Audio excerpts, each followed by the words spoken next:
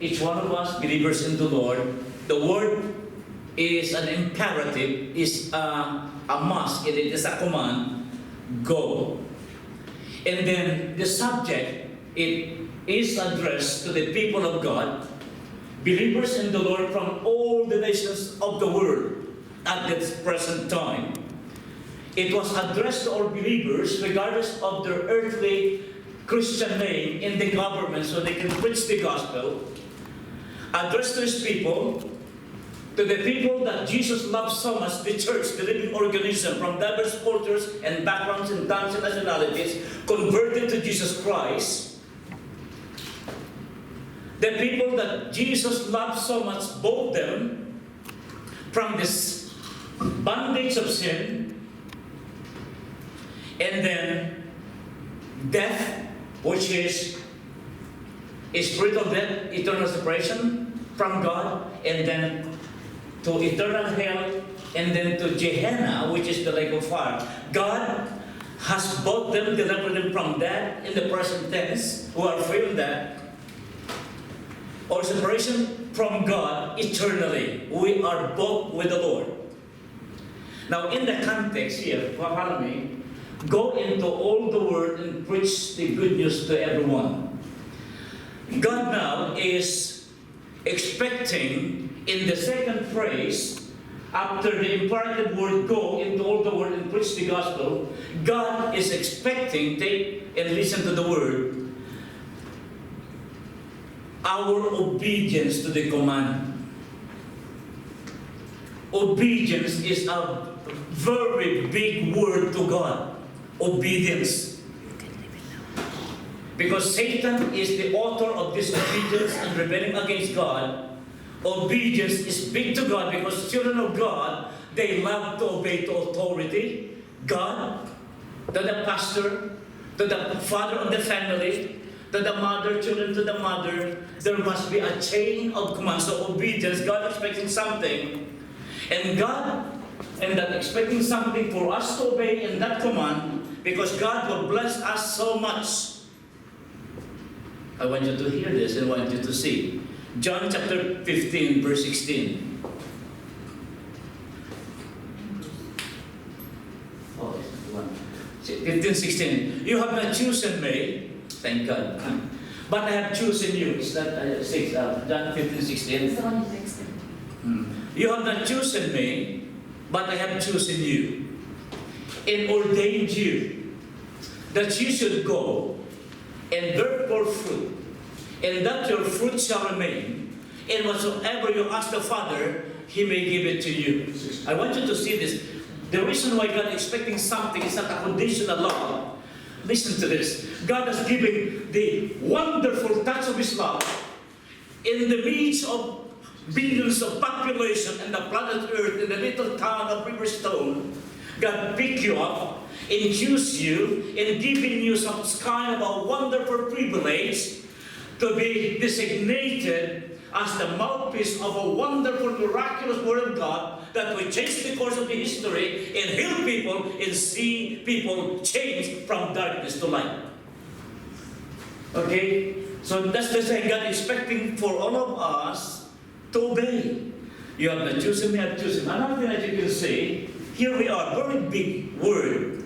Don't you know that your body is the temple of God?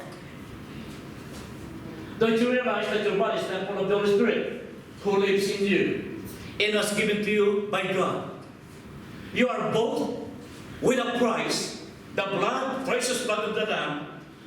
He bought you with the precious blood of the Lamb. So what happened because of that, you are not of your own, you are God's property.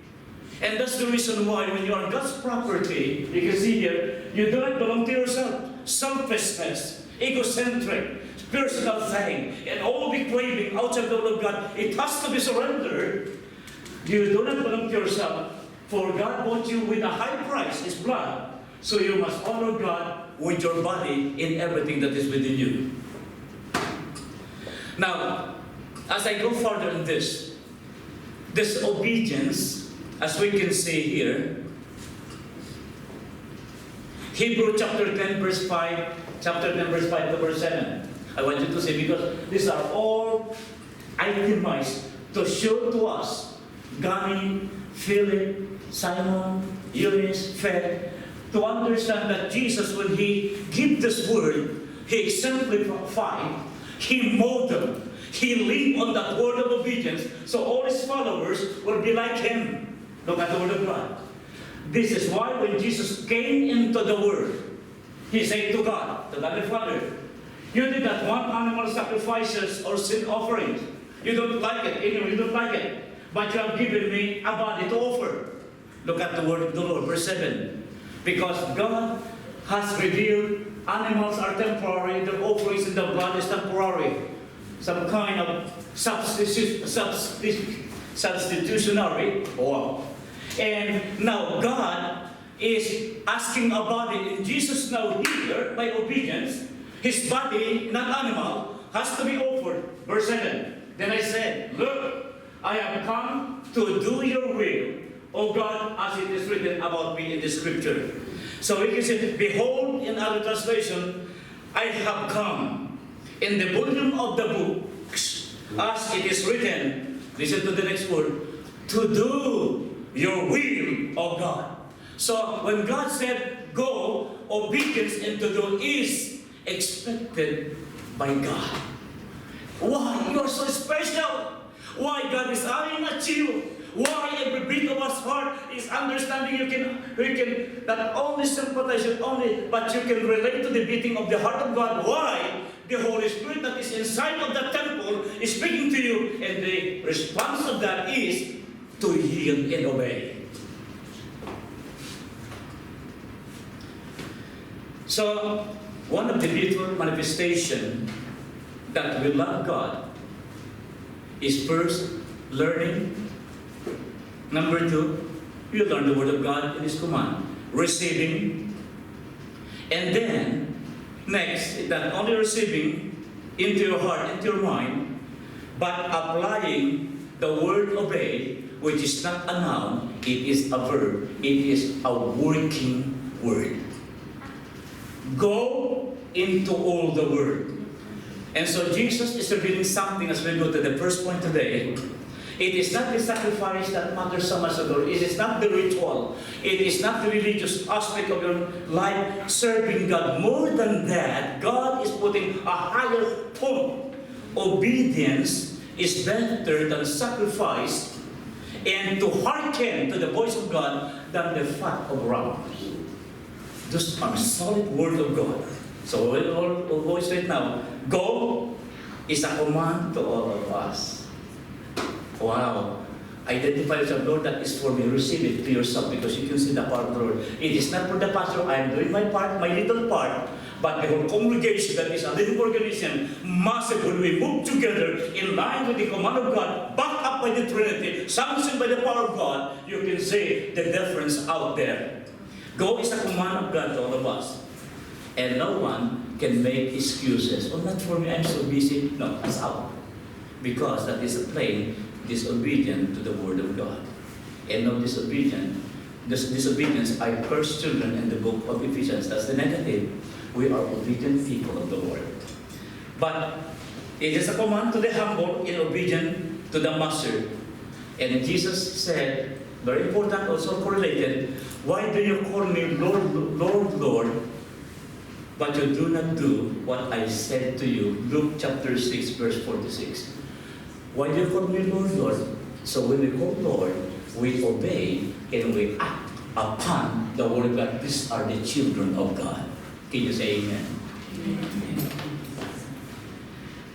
Now, when God bought us with a price, His precious blood, when you obey the Father, He's the one who exemplified obedience, we must honor and obey Him and obey His commands. So that's very, very important. So starting today, obedience to the Lord, to someone over you, has to be applied.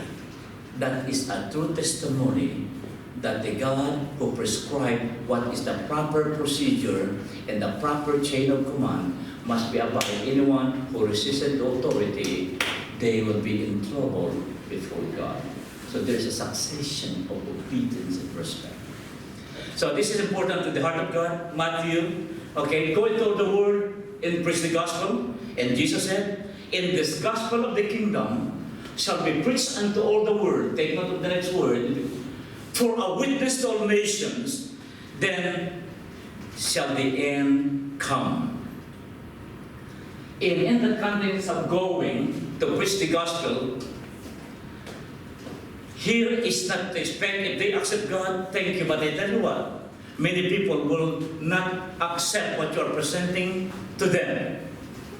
Anticipate that. But what God is looking is the obedience to the word go, because when you testify to your office mate, your family, to wherever you are, testify to them whether they accept or not, that is a witness to them. The word I speak unto you is the same word that will judge them in the last days.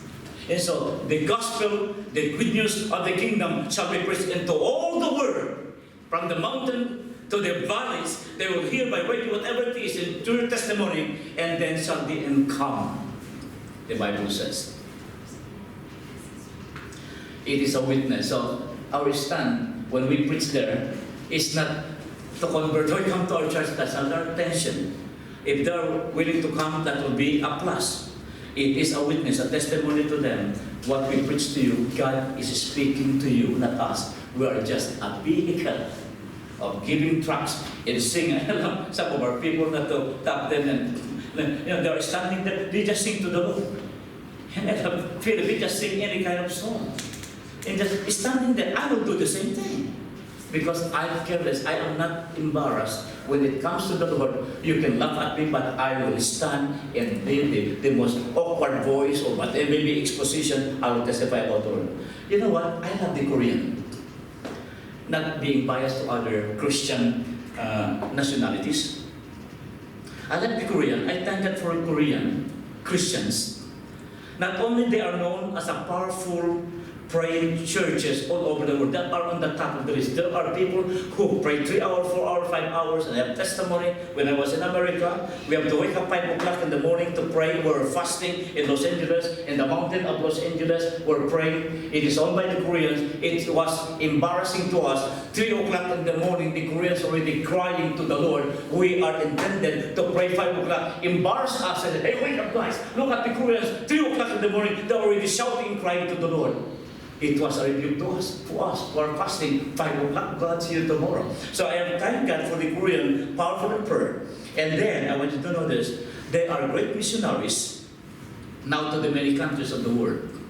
Pastor Joshua of the Lidcombe Church. He's the senior pastor of the Lidcombe Church. His church. He testified to me. Pastor Gary, and he is married with kids. He reported to me that many Korean single and married couples, it really blessed me. It blessed me to hear this testimony. Such I yielded to the command go. And to us who are commanded to go to reach people in our vicinity. And it blessed me so much. He said to me that married couples, single, they are going to the Muslim countries of the world in the Middle East. They are passionate to preach Christ. And I talked to them, many of these Korean, in their inner heart. When they talk to you, you can see their eyes. They really mean business with proclaiming the gospel of the Lord. And God is blessing materially also, the income, they are becoming richer and richer, but they are committed to the command of the Lord. And not only that, they are reaching the many countries of the world in the Middle East. From Lebanon to Syria and Morocco. He testified to me. They are there. And then Turkey, there's persecuted Turkey. They were there. They adapt to the people of Turkey to connect. They studied the Turkish. Single and married couple, they were there. And then they said, Pastor Gani, this is a bishop of the Korean church. we probably in different denomination. After we evangelize the Muslim country, even to Egypt, into other countries of the world, we are scattered all over the world. We are determined to go to Israel, in which the Israel people will proclaim Jesus Christ before, and that is the beginning. Of course, we know God will come very soon. I love that. If you are associated with that kind of group of people, you'll be lifted up. And I'm connected with them, testifying to me, reporting to me, because we are co-leaders in that 100 pastors gathering once a month in Lidcombe. Pastor Edward was telling to me yesterday, I dedicated one of the adjacent to the house in Granny Flat. And he said to me, Pastor Gani, this is his, here in Australia, this is his findings because he worked at Westmead. He's a pastor. At Christian Australia are independent and called believers. Of course, you notice that it's not to scold them. We love people. And he said, I went to Davao in Abutas, and I found out that people in Davao, it blessed me big time. They are so hungry. And people in Metro Manila, they are so hungry. In reality, I was supposed to be a blessing to them and lift them up. It is said, I was lifted up, and many pastors from the rich country, when you go to the poor country, or maybe to Lebanon, or maybe in this area of Syria, that are dedicated Christians, or in the Philippines, instead of reviving them, of course God will use you, you will be revived. In spite of their shortage of, or deprived of all the good things in life, like good food, or transportation, or even shoes and good clothing, deprived of all this, they don't deprive because they cannot afford. But when it comes to God, they're always excited. Even the food is 2 times a day, or simple food that they eat, they're smiling. When it comes to God, all you can say, God, we're blessed in Australia. Instead of blessing them, we're blessed. That is a message that they are committed to the command of God to go. And so we're so blessed here.